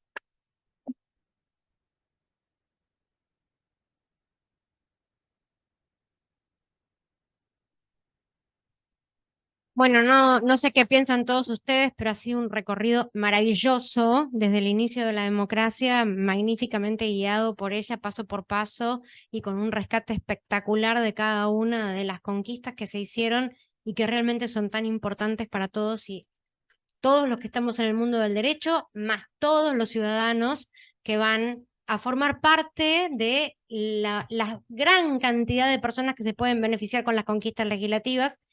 Y la implementación, que lo que decía Marisa y que hablábamos, no es tan fácil, la legislación muchas veces es docente, hasta que internaliza, hasta que se implementa, hasta que se empieza a andar el camino como algo natural y normal, bueno, lleva tiempo, lleva tiempo, lleva tiempo.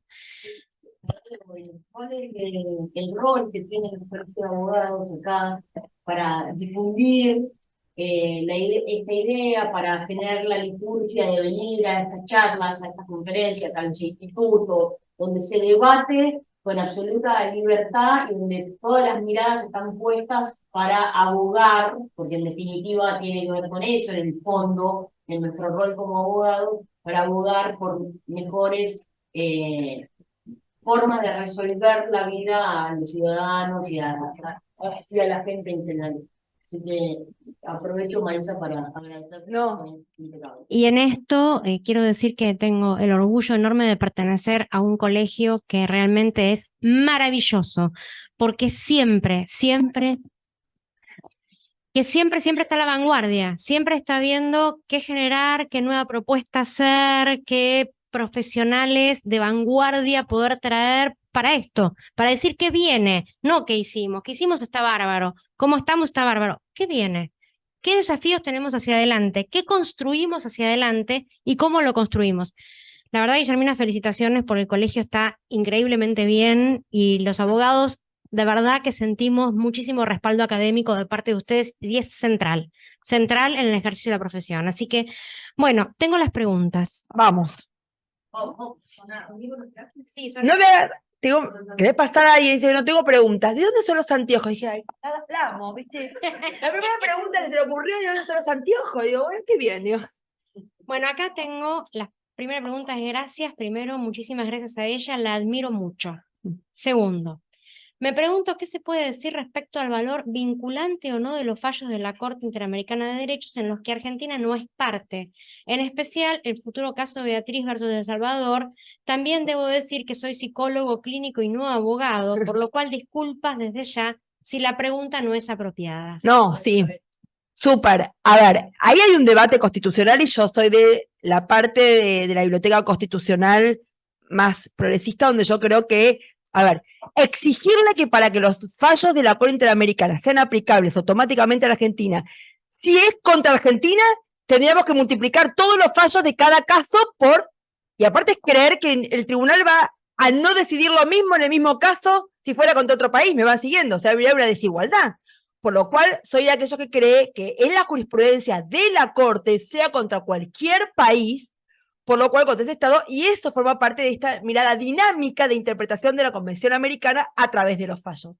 Por lo cual yo soy de las que aplica, por eso yo fui muy crítica del famoso fallo Fontevecchia de la Corte Suprema de Nación, que la misma con Interamericana se lo manda a Frichurro, diciendo, a ver, vos formas parte de la Convención Americana, los fallos nuestros son justamente, te generan responsabilidad internacional si vos no los cumplís. Por lo cual, yo soy partidaria, digamos, soy de las que cree y esto me parece que somos mayoritarios, de que los fallos de la Corte Interamericana, aunque no sean contra la Argentina, sí forman parte de la mirada e interpretación de esa Corte, de esa problemática, y por lo cual opera para todos los estados. Segunda, gracias por exposición. En esta semana, en escuelas secundarias de la provincia de Buenos Aires, es obligatorio el tratamiento de ESI en forma transversal en los contenidos curriculares. Gracias, excelente como siempre. Es más un comentario que una pregunta. Sí, lo que tiene también ahí que es muy interesante porque nuestras leyes, muchas leyes, son leyes paraguas, pero después la aplicación depende de cada provincia.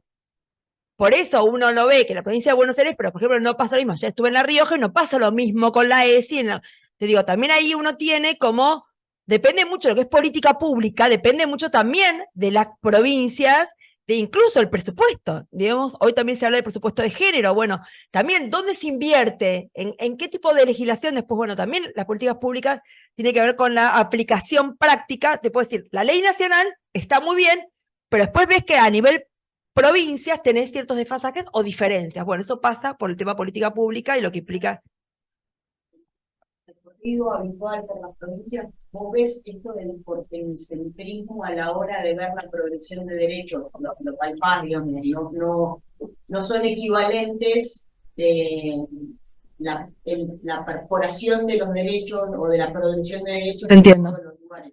A ver, yo lo que sí siento es que aquellas provincias más conservadoras, por su idiosincrasia, es más difícil poder permear todos estos debates. Digamos, ¿no? La ley nacional tiene una mirada más amplia y paraguas, y de hecho, digo, que vos decís, bueno, representan a las provincias también, porque los diputados y diputadas están ahí que son de las provincias, pero sin embargo, muchas veces la idiosincrasia de tu propia provincia también no está a la vanguardia como las leyes. Siempre es un paso adelante, pero nos cuesta mucho más poder entender y poder. Nos pasó con el debate, por ejemplo, con el Código Civil, que fuimos a todas las provincias. Yo me acuerdo que había lugares donde nos costaban muchísimo ciertos temas, y había temas que nos pedían por favor no hablar. Me acuerdo en Salta, no podíamos hablar de técnicas de reproducción. Digamos, ¿no? La primera tuvimos que después, con el tiempo, digamos, y en otros ni te preguntaban de qué hablaba. Vos venías a exponer los temas nuevos de que trae el código, o el anteproyecto de ese momento. Sí, eso es cierto, pero por un tema más, esto que decíamos acá, son leyes laicas con debates donde pone en crisis una mirada religiosa. Entonces eso se veía mucho en las provincias, ¿no? Buenas tardes. Consulto con toda la batería normativa constitucional y convencional en materia de género. ¿Cómo poder transformar la perspectiva de jueces de familia que aplican la igualdad formal del Código Civil y no la igualdad real en mujeres vulnerables? Es decir, que juzguen con perspectiva de género, ya que no tenemos un artículo en el Código Civil que nos hable de dicha perspectiva. Gracias. Bueno, por eso te creo que los códigos procesales más actuales sí lo tienen ya como parte de los procesos, ¿no? Digamos, la perspectiva de género como parte de los principios. Ahora, más allá de eso, creo que también tenemos que darnos cuenta que lo viejo y lo nuevo está en tensión. Seguimos teniendo una formación de una estructura de un poder judicial, de una mirada vieja, por decirlo así, digamos. De hecho, los tribunales siguen siendo muy estancos. Sigue siendo lo mismo del siglo XIX como edificio, como dinámica, como estructura. Esto del prosecretario, secretario, digamos, ¿no tenés algo más horizontal, algo más, no sé, de un equipo de trabajo, de una mesa de trabajo, incluso de cómo están pensados, ¿no? Diagramados. Hay una mirada todavía ahora. Por eso a mí me parece central un poco, tomo lo de Guille, de lo del colegio. Las universidades y los colegios son lugares muy importantes de formación. Hay una responsabilidad. Absolutamente. Yo siempre digo, yo a mis alumnos le puedo decir, nulidad de matrimonio, darle 2 clases. ¿Cuántos casos de nulidad de matrimonio tenemos? Pensé que me casaba con Juan y era Pedro. Dale, lo conozco hace 1000 años. Digamos, no me voy a confundir. En todo caso, ahora, violencia de género tengo, alimentos tengo, salud mental, un montón, sistema de protección integral, control de legalidad. Yo también hago, en algún punto, tengo una responsabilidad como formadora. ¿Qué temas elijo y qué temas doy? Te digo, me parece que ahí también hay una gran pieza. Lo que pasa es que hoy tenemos, digamos, lo nuevo y lo viejo. Las cátedras nuestras son todavía, se concursa cada 10 años, 12 años, 15 años. ya seguís teniendo una mirada elitista y ahí de gente que incluso cuando una vez que sos titular no va más, que es un clásico también, y que no son los que realmente dan clase, o sea, dan clase, digamos, dirigen qué dar, pero no son los que dan incluso. Te digo, tenemos ahí todavía lo nuevo y lo viejo en tensión. Creo que es a ver, esto es una transformación a largo plazo, a larguísimo plazo. Si no empezás, no llegas nunca. Estamos caminando. Todo esto forma parte de ese camino. ¿No es un camino sinuoso? Sí, claro que sí. Y por eso yo creo que nos vamos a encontrar, y más, no porque en un código procesal ponga perspectiva de género, automáticamente ya todos se convirtieron, porque no hay nada peor que hacer ver el como sí. Te lo van a poner, perspectiva de género, pero después te van a hacer unas cosas terribles. Incluso tener a la pobre mina, la pobre mujer, esperando ahí con los pibes, horas, y vos ves, veo, o sea, pequeñas cosas que parecen, digamos, menor, tiene que ver con el trato, ¿no? Y por lo cual yo creo que la formación es a largo plazo. Estamos, pero falta. Coincido, absolutamente. Quisiera saber sobre la opinión de la doctora respecto de la existencia e importancia del debate legislativo de acompañamiento de los niños, niñas y adolescentes con técnicas de TDAH en las instituciones educativas. Exactamente. Ese es un tema en el cual yo no he estudiado, pero es un tema más de índole interdisciplinario. No sé si nos cabe más a los abogados eso, ¿no? Porque aparte yo soy partidaria de no judicializar esos temas. Creo que no tiene que ir a la justicia esos temas, por lo cual no son temas Lo que para estoy preguntando acá es judicializar. debate legislativo de acompañamiento, como que hubo una ley que Sí, regulara, sí. ¿no? Sabía que hay un proyecto. Sí, Sí. en eso. El tema es, como todo lo que tiene que ver con políticas de reconocimiento está perfecto. El tema es el presupuesto. Porque yo estoy harta de hacer leyes, de acompañar, de profundizar, de integrar, y que después a la hora de bajar la plata no está. Te digo, acá también hay un tema entonces, hacemos leyes, comprometemos, pero después a la hora de la política pública termina siendo, te digo, me parece que ahí hay, digamos, la ley en sí, todo lo que sea acompañar, visibilizar, colocar en el centro de está bien. El tema es después qué hacemos con eso, porque después también implica que también eso pasa incluso, ¿sabes con qué? Con la ley Micaela. Capacitación obligatoria en materia de género. Capacitación obligatoria la ley Yolanda en materia de ambiente. Capacitación obligatoria en materia la ley Lucio. Ahora, si vamos a capacitar en todo, digo, hay ahí también una sobredosis de acompañamiento, pero que después, a la hora de los bifes, me parece que ese va a ser más el problema. ¿Qué opinás sobre el informe de la relatora de corte sobre el SAP? Hablando de gérmenes y sesgos de género, es llamativo el uso del síndrome de alienación parental en los juzgados de familia y la resistencia que implica hablar sobre el tema. ¿De corte? ¿De qué corte me habla? Porque está la de la MESECBI. Hablando de gérmenes y sesgos de género llamativo, ¿qué opinas del informe de la relatora de corte? De la relatora de la ONU. De la ONU. Porque de corte me parecía como raro. De la ONU. Ok. Creo que su informe es muy bueno. De hecho, recaba, digamos, información. Ella misma dice ahí de la cantidad de países que ha analizado, etcétera. Yo creo que es un tema que hace tiempo que venimos, que se viene hablando. Es una clara violencia. Que encima es no solamente llamando síndrome, que ya todo el mundo sabe que el síndrome es imposible, porque para ser síndrome tenés que tener un bagaje estadístico y un bagaje científico que no tenés, o sea, ya está mal el nombre, pero además de eso, es la forma más perversa en algún punto de descreer y apañar la violencia más extrema, como son los abusos. Entonces digo, me parece que justamente que la relatora haya colocado eso en un informe, me parece que ha sido una muy buena herramienta, por más que sea soft law, porque en términos, ustedes saben que todo lo que tiene que ver con esos informes son soft law, digamos, no es, digamos, de aplicación obligatoria, pero sí me parece que es importante contar y que se difundan ese tipo de herramientas, porque son herramientas que van a poner en crisis, en el buen sentido, prácticas que se siguen dando en la justicia, que terminan revictimizando y que terminan haciendo justamente que tribunales sea un lugar mucho más hostil y no un lugar que abrace, ¿no? En algún punto. Por lo cual, esa es mi mirada. ¿Crees que el Ministerio de la Mujer perdió una oportunidad de haber trabajado mucho y mejor en protección de las mujeres contra la violencia y femicidios? te voy a decir una cosa, con la sinceridad que me caracteriza. Yo fui de las primeras que se fue del Consejo Asesor, fui la primera que se fue del Consejo Asesor del Ministerio de las Mujeres. Y tengo un principio, menos PDF y más territorio. Cuando el ministerio se terminó siendo más un lugar de PDFs y no un lugar territorial, haces política pública, y más en los temas más sensibles. A ver, estoy a favor del ministerio claramente, pero como un lugar para transversalizar, porque tampoco es un cuarto propio. Justamente el ministerio tiene que ver con que también cambie el Ministerio de Economía, para el tema de la economía popular, digo, un montón de cuestiones, o sea, es transversal en materia de migraciones, en materia de, o sea, tenía que ser un órgano para colocar las cuestiones de género en términos transversal. Me parece que no logró dar la respuesta que uno hubiera querido.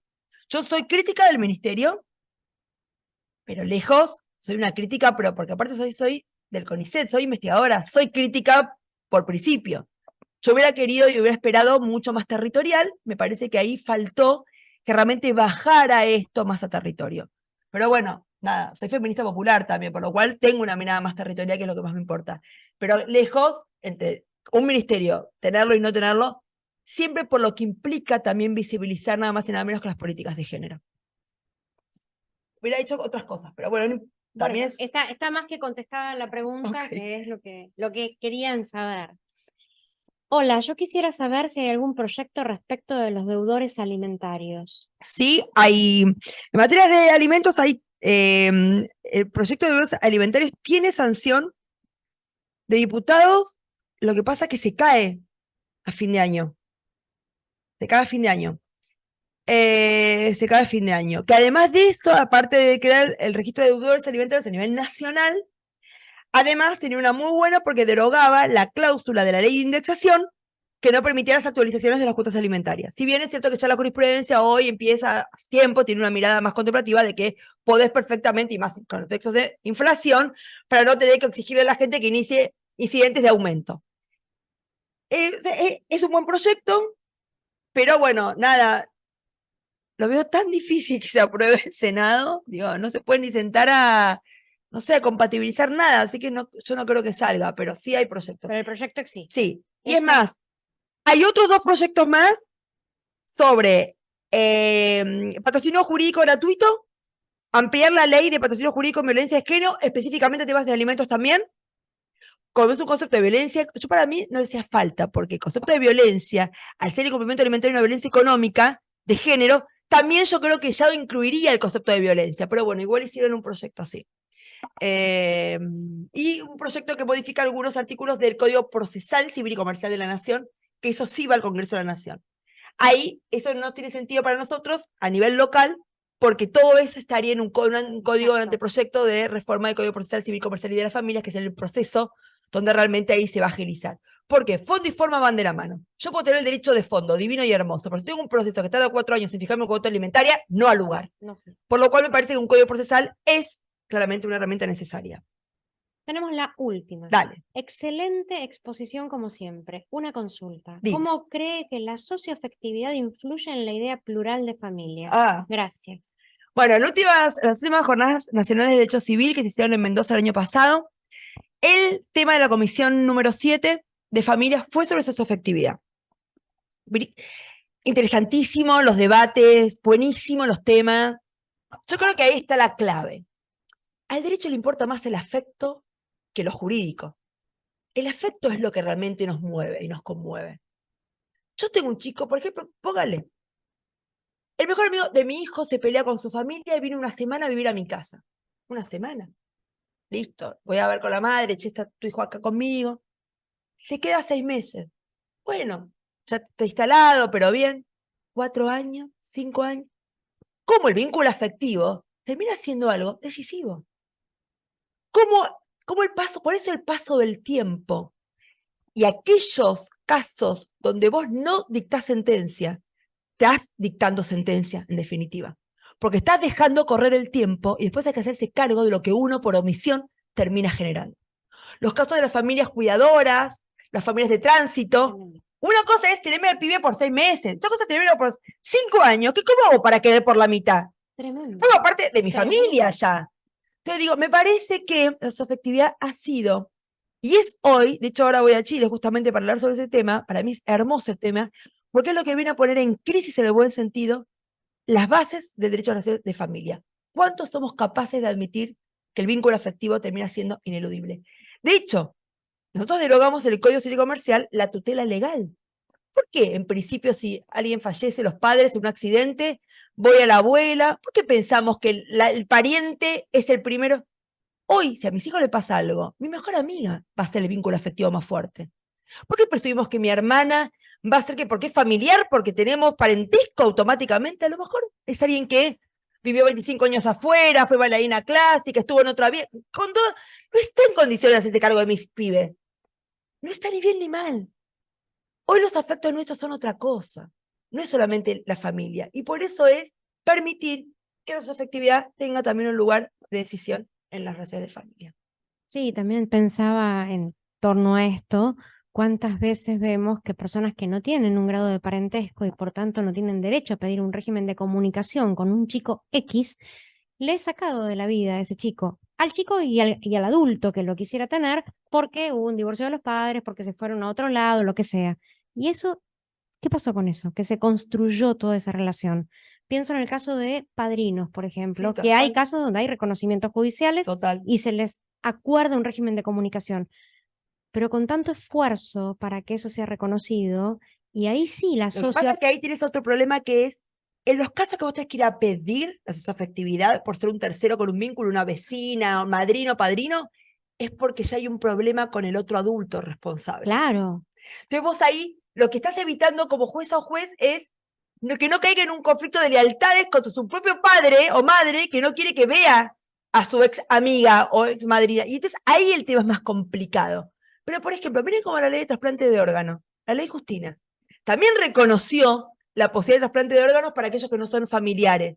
Digo, miren cómo también en otras leyes tan alejadas del derecho de las familias, también la afectividad empieza a tener también un lugar importante. Me parece que es la mirada interpeladora que tiene hoy, es el concepto interpelador que tiene hoy la afectividad y me encanta, porque bueno, en definitiva, como investigadora, siempre interpelar e incomodar forma parte, ¿no?, de lo que uno tiene que hacer.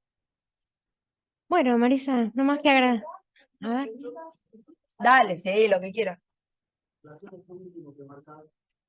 ¿Qué opinas en relación justamente al vínculo que existe entre la afectividad y la vocación hereditaria? Me copa. Me copa. Mira, de las clases que más me entusiasmé hace poco preparar, a mí me encanta estudiar, ¿no? Es cuando abrí un curso en sucesiones del Colegio de Abogados de Córdoba, hace poco, sobre afectividad y derecho sucesorio. Primero, las uniones convivenciales.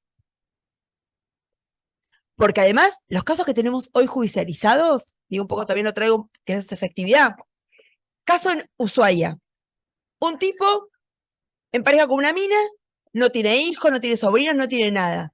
El tipo no hizo testamento, pero no tenemos cultura del testamento, pero también es enfrentarte a la muerte, que no todo el mundo está preparado para eso.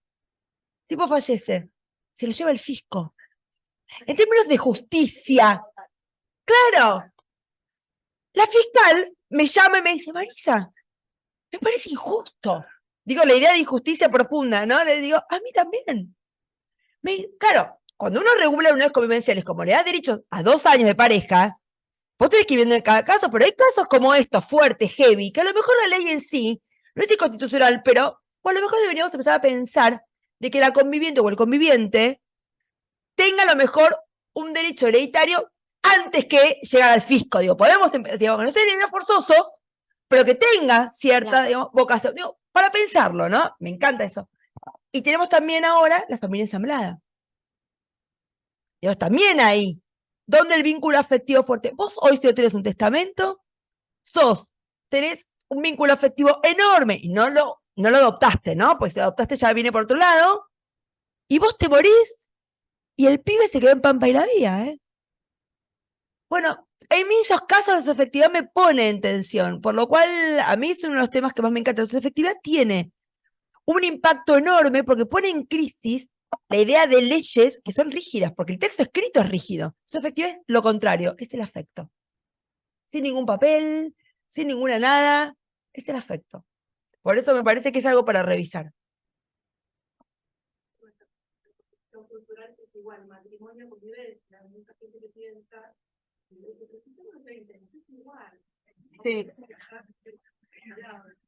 Tal cual. Yo creo que ahí hicimos poca educación cívica. Poca educación cívica. Estaba pensando en De que la eso. gente Estaba sepa qué derecho pensando- sabe o cree tener estar en pareja, ¿no? Porque la gente no sabe. Porque yo siempre, digamos, yo creo en la autonomía mientras vos sepas qué derechos tenés. Cuando vos no sabés qué derechos tenés, después decís, pero como yo pensé que la vivienda tenía derecho a la vivienda, y no. Yo pensé que tenía derecho, y no. Entonces digo, bueno, me da bronca que la gente pierda derechos, no por desconocimiento, ¿no? Y me parece que ahí hay algo también para hacer, ¿no? No, micrófono, porque te van a decir que el sub. No, pero pon el sub. Bueno, gracias por la exposición. Me parece que el rol importante son los colegios. Soy una gran defensora de la mediación, porque la mediación baja la litigiosidad en tribunales y trabaja con las familias de verdad. Y baja la violencia familiar. En la medida en que trabajemos con la familia, socialmente baja la violencia.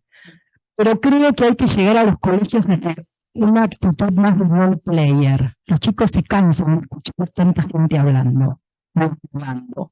Yo creo que hay que hacer que los chicos participen de acting, que los chicos vean escenas de la vida cotidiana que les pasa en la casa. Los abogados tenemos muchos una cosa muy docente de transmitir, porque pueden ser muy buenos abogados y no saben comunicar. Y nos pasan las mediaciones que escuchás, primero tenés que trabajar con el abogado. Me parece que es evolución pura, que el derecho norma y acuerda y encuadra, pero que primero están las historias familiares que van modificando la realidad. Aplaudo esto y también tenemos que tener jueces que se animen, que no se queden tanto en la norma, porque si siguen teniendo miradas de dinosaurio, la norma no ayuda. Entonces la verdad que voy por los valientes que se animan a resolver en el caso concreto. Y eso va a hacer que todos nos pongamos creativos. Las señoras tienen que dejar de subtitular y guionar tanto, se creen dueñas de lo que los chicos creen, venimos de ahí, pero depende. Las que venimos de matriarcados no están así. Y al contrario, tenemos que tomar, por algo tengo varones, por algo tenemos que tomar a los señores, desde otro lugar. Entonces estos roles están cambiando y aplaudo eso.